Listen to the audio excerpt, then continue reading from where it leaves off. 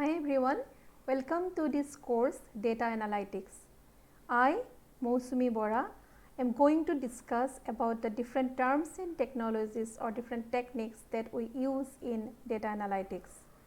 Data analytics, it is a science of analyzing raw data in order to make conclusions about that information. Now, when I talk about the raw data, that raw data can come from variety of data sources. The data sources can be your normal RDBMS, relational database management system, which was the conventional system for storing and managing the data. Nowadays, the data is getting increased and increased day by day. Hence, we have to find out some alternatives. Already, we have some alternative solution in our hand, that is the Hadoop and MapReduce, HDFS and the cloud computing, and these are the terms that we have found out already to manage the increased amount of data, increased amount of big data, and also the processing of that big data. This data, this raw data can come from different sources. As I told you that the sources can be your RDBMS, the sources can be the normal Excel file, or it can be the comma separated CSV file. It can come from the social media like Twitter, Facebook, Instagram, and it can come from other sources like, for example, the machines, the engines, the car engines, that the engines that are used in a train, an airplane. So, these are the sources of data. So, every day, every minute, every second data is generated. Data is generated in a rapid rate. Now, we have to have a solution where to store the data, how to process the data, how to organize the data. Data analytics is a term which is used to analyze this data. There should be definitely some aim to before we start analyzing this data. The data analytic techniques are most of the time these are automated technique. We can use some machine learning algorithm in our data analytics, so that these machine learning algorithms, this artificial intelligence algorithms can work over the raw data, and it gives us some valuable information.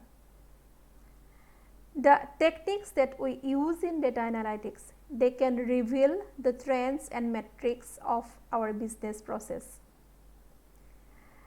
The same information that we can derive from the data, that information can be used to optimize the business process, so that it can increase the overall efficiency of a business system.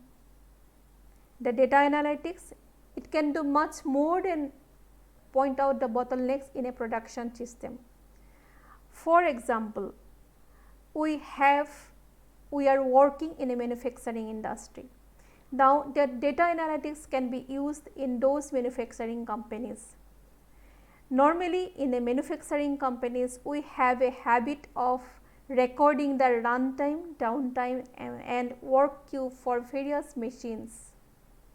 Now, this data analytics can analyze the data, so that we can plan beforehand, we can better plan the workloads, so that the machines that we are using, the machines that are constantly working for that particular company, can operate closer to the peak capacity.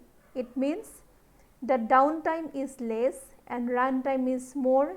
This way we have more profit out from that manufacturing industry.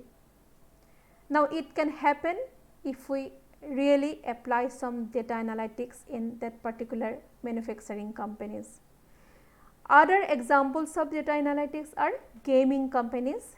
Gaming companies also use data analytics, so that they can set some reward schedules for the game players that keep the majority of the players active all the time in the game. So, ultimate aim of this data analytics is to achieve or to gain maximum profit.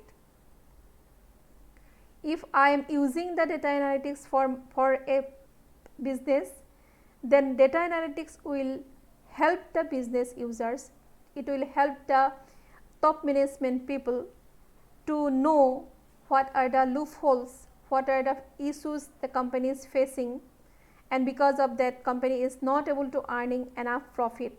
It can also help the stakeholders, business stakeholders and a CEO of the companies, CFOs of the companies to take some strategic business decisions.